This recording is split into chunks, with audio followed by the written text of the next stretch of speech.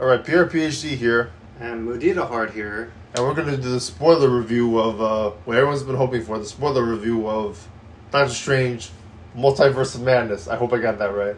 Yeah, that's right. Yeah. And it's Doctor Strange 2 is the sequel to Doctor Strange. Did they actually call it a 2?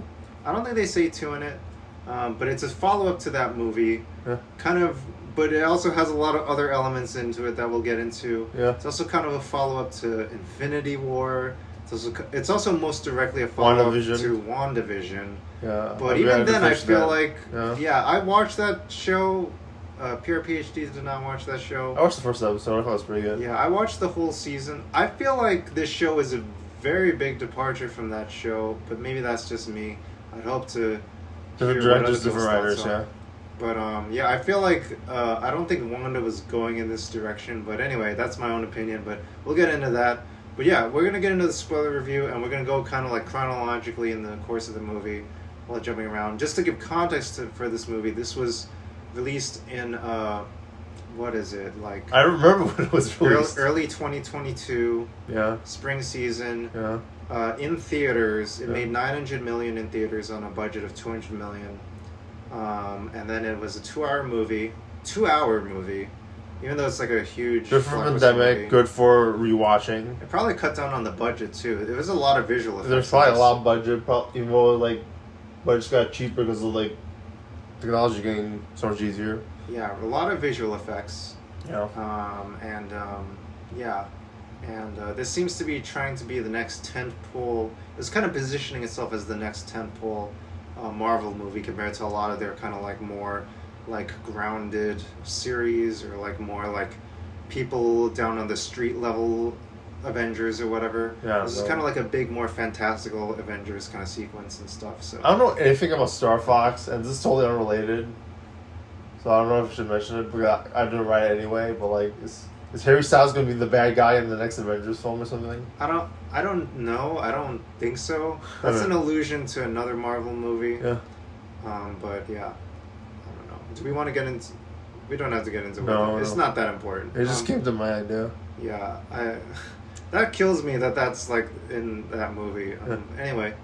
But anyway, the premise of this movie is that America Chavez, as we mentioned in our non-spoiler review, the premise of this movie is that America Chavez enters the realm of like our known Marvel MCU after being in after being chased by like these monsters and stuff, and then Strange has to help her. Shumagorath. The movie. So yeah, you see Shumagorath at the beginning of the movie. But then, as we'll talk about, she gets her main adversary during this movie is Wanda, and we'll see how that plays out. Which is totally a twist of. Is this sort of like, I don't know if it's like the Terminator 2 trailer twist, but like before I was thinking like evil Doctor Strange was gonna be the bad guy, but apparently it was Wanda. Yeah, it felt like during the trailers they were like building up like a lot of other things, like. Oh, you think this like demon from another dimension is going to be the evil villain, or you think Sinister Strange is going to be the other evil villain? But they also actually have like sort of like lesser roles compared to like this big. It felt like more of a reveal that it was actually Wanda who's the villain in this movie. And also like later on when they go the Christine the big spoiler thing later on. Yeah. Like we thought that was going to be a bigger deal. Yeah, but it was but they were hinting at it in the trailers and stuff. Yeah. Like Wanda was like, something's not right with her. She's like, she's saying stuff like, how come this isn't fair when you're doing good stuff and I'm doing bad stuff or whatever. Yeah. And okay, it has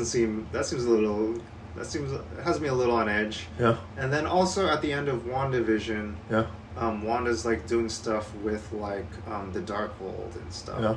So it's very, very brief, and you don't even see what she does with it exactly. Yeah. It's just very, very brief, yeah. And you just know it's going to follow in Multiverse of Madness in some way, and we see the results of that. Yeah. But so basically chronologically, we're just going to go through the order of the movie. So this movie starts with America Chavez and some version of a Doctor Strange being chased by like an interdimensional demon of some sort, and like there's like this showdown. There's all these action sequences. You're like, what's going on? And then that Strange gets murked, and you're like, what is happening? And you're like, who is this? And then like America Chavez gets transported to Earth, and you're not sure what's going on, and you find our version of Doctor Strange at Christine Palmer's wedding. Oh no! They killed Doctor Strange. They're taking risks.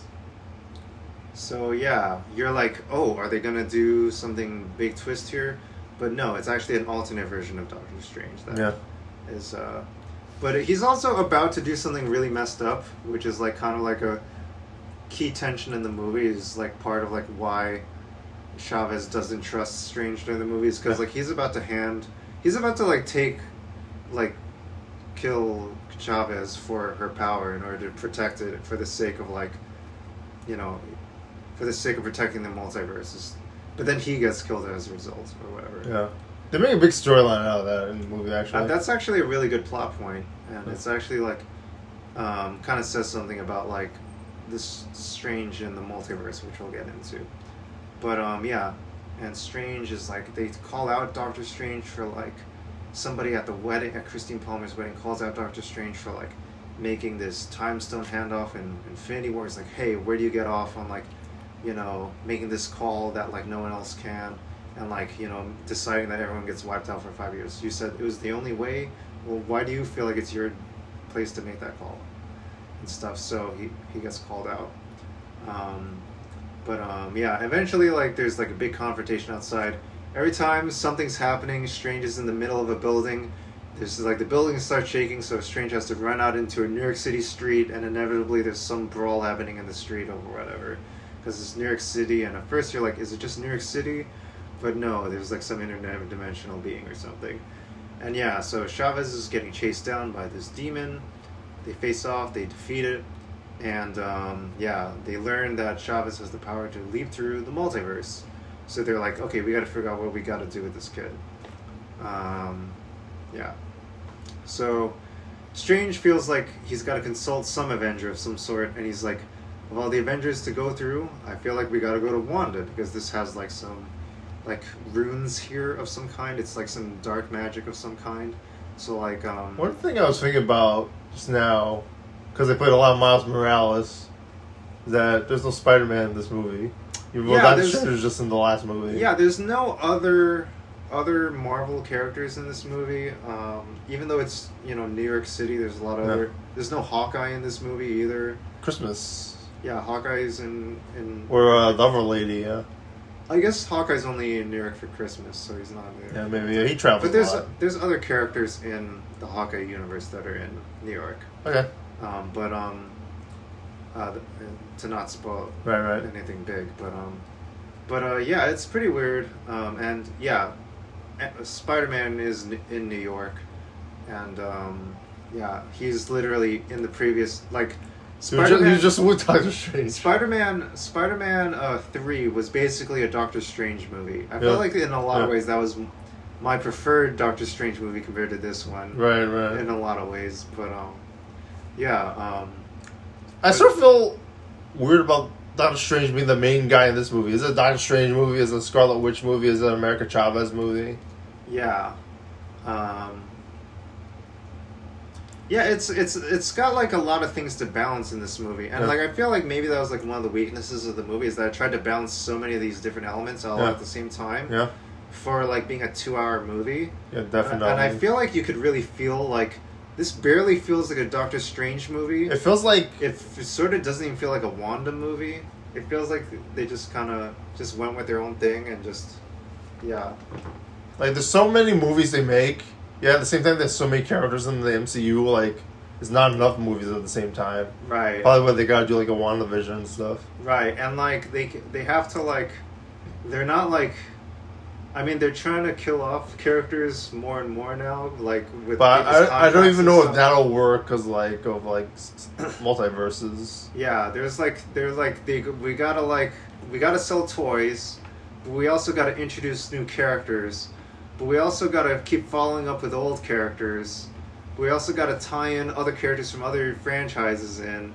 So like it's kind of this unsustainable thing where it's like both trying to grow really fast and like pare down and like not go into big contracts and stuff at the same time. Yeah. So yeah, that's like a general kind of MCU kind of like issue that I'm feel like is happening in this multiverse of madness. That's the real multiverse of madness, is the fact that they have all these licensing deals and stuff or whatever happening.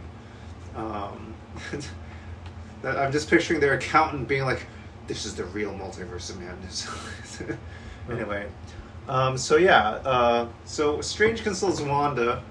He's like, "Hey, you should be able." This is a great idea, right? Like, you're the she would be the expert. She's the strongest Avenger. Of all the Avengers, she should be the expert, the subject matter expert of this field. She's the strongest Avenger. She has the most magical powers. She should be the first person to talk to for this kind of thing. Yeah. But it turns out Wanda's corrupted by the Dark World or something. Yeah, I didn't go get that. I didn't quite get it. And honestly, like... But basically on its surface, she says, like, she wants to get back with her sons, Billy and Tommy, from, like, her events in seeing them in the Westview Hex in WandaVision. And, apparently she, like, wants to be with her children from seeing them in every other multiverse and stuff or whatever, so... Honestly, I have a problem with this, like, with, like, Captain America, like, Civil War also. But, like, I don't know, I guess, like, Doctor Strange and Wanda didn't know each other that well, but, like, it would have been nice if we had spent, like, 10 minutes to be like, oh, she betrayed me. We were, like, friends or whatever. I guess to sort of have that, like, Hawkeye and, like, Scarlet Witch or whatever, and, Black Widow or whatever, but, like, yeah, it's only a 2-hour movie, so they didn't really have a lot of time to do that. I think it was, like, I think...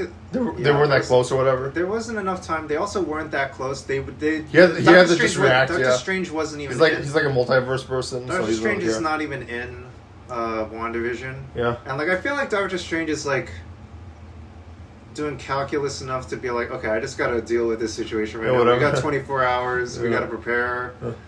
Like, Wanda's too great a threat to them. He's, like, always, like, doing all these, like... That's why he's in, like, a situation like... He's Doc Brown. He's dealing with, like, all these, like, multiverse level issues and stuff like that, which we'll see in, like, different organizations, or a particular organization in this movie. So Wanda wants to get access to the multiverse through the powers of America Chavez. She hasn't had a chance to until America shows up. So that motivates her to try and get the power from her, and Doctor Strange is like, you can't do that. That's not right. So he's willing to, like, defend her, and so they have a show off at Comertage, which is actually a pretty cool sequence. Even though it's a minor plot point, it's actually a huge, like, action sequence. It was like 5 minutes, and, like, they have, like, these monks, like, some of them are like more than others. I think I know where you're going to get at with this, Some of them just disappear, and the others are, like... There's the whole, like... They have, like, Asian cast also, but, like, they're, like, not named or whatever. Yeah, it's all just nameless... Like, there's nameless ones, and there's the ones that are, like... Oh, is that guy? But, like... And then they got rid of them. It's a lot of people of color. It's also a Minotaur... There's a Minotaur There's a Minotaur there. I've read the Minotaur, yeah. You just instantly connect with the Minotaur. No, not the Minotaur. Not the Minotaur. No, Wanda's attacking the Minotaur, everybody. And you kind of feel bad. It's like, oh no, it's animal abuse or something. Maybe. There you go. It's like half man. They don't ever acknowledge who that Minotaur is at all during the movie. Like, he didn't show up. He's not in the movies, right? He's in the trailer too. You're like wondering. He's in the trailer. You're like wondering who he is. Man, I felt the awareness exam because, like, I didn't notice there was a Minotaur in the exam. I feel like in the trailer you're just wondering, like, what is going on with that dude there? There's a Minotaur. Yeah, and then there's a bunch of people of color. There's a lot of Asian people, a lot of Asian faces, even though Doctor Strange himself is not Asian. But, you know, they did do the good work of making Wong the Sorcerer Supreme. I think Wong's always been, like, Asian. He's actually been, and he's actually kind of is taking care of more of the logistical things of Comertage and, like, things like that. So he actually is a better grounded as the Sorcerer Supreme. So that's actually good. But, like, Wong has so much disrespect for Stephen. Oh, really? Strange. He's like, you gotta bow to me, man. Like, he doesn't, like, let him off easily. I forgot that stuff. So he has a backbone. He's not like this, you know, kind of like keep his head down Asian guy or whatever. Yeah. So he's like, come on, man, you gotta give me some respect. So he doesn't take no guff from Strange. So that's pretty cool. And he has a good title. And Strange is kind of like, kind of maybe doesn't really deserve being a Sorcerer Supreme. So yeah, I actually give respect for that. But yeah, it does feel kind of bad when like, you see the Asian, monks of Kamertage get just destroyed by Wanda facelessly.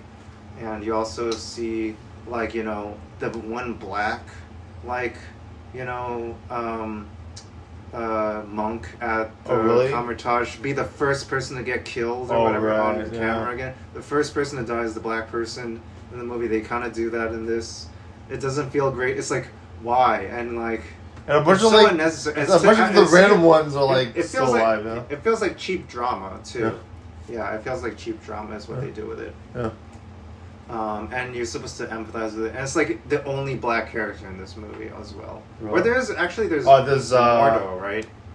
But Mordo is like kind of not a. Anyway, we'll get to that. Yeah. But anyway, Yeah. But anyway, we'll get to his whole story. Yeah. So anyway, Wanda attacks Kamertage. She succeeds in getting to Chavez. It's actually kind of a cool sequence. There's actually, she does like all these different mechanics and stuff, and then Strange has got all his tricks up his sleeve with the mirror dimension. And then Wanda also uses the mirror dimension against him too. That's also cool. The mirror dimension is always like a really cool sequence in these Doctor Strange movies. They gotta use it every time because like I guess they know how to do it now and make it cool every time. Yeah. And so it's always a very cool effect sequence. Yeah. But yeah, seeing the mirror dimension work against Strange is actually a cool thing too. That's never happened before. And I guess that kind of shows you the kind of formidable opponent that Wanda is. Yeah. Wanda's kind of always been kind of this really powerful character, this powerful woman character in the Avengers that like you never really see her full powers. And even in Infinity War you sort of see it in Endgame you sort of see it, but like you never see it until like WandaVision, and she gets fleshed out as like this protagonist. But in this it makes her seem really scary and kind of, I don't know. Yeah, I'll have my concluding thoughts later. But anyway, Wanda gets to Chavez, but then Chavez accidentally uses her powers again. Again, I don't know if we mentioned this before, but Chavez doesn't know how to control her powers. Oh, we didn't mention that, transporting between dimensions in the multiverse. So, or universes in the multiverse. Yeah. So, she only knows how to use it accidentally at this point when she's under threat. So Wanda attacks Chavez again, and then Chavez teleports herself, like accidentally, herself and Strange to another Earth. And and that's actually a cool sequence. You see them jump through like, a bunch of different dimensions, like over a dozen different like universes where there's all these different rules of physics and stuff. And you see Strange like get torn apart and everything. It's actually like a great sequence where there's like a jelly dimension, there's like a puzzle dimension, there's like a paint dimension. There's a pig dimension. Paint dimension. Yeah. There's like a prehistoric times dinosaur universe or whatever. People were like wondering, like speculating in the trailers, like what was that alluding to? Are we gonna see that more in the movie? Unfortunately, this whole time where they're jumping through all these things, they just kind of allude to all these different places, and you don't really see them that much, unfortunately.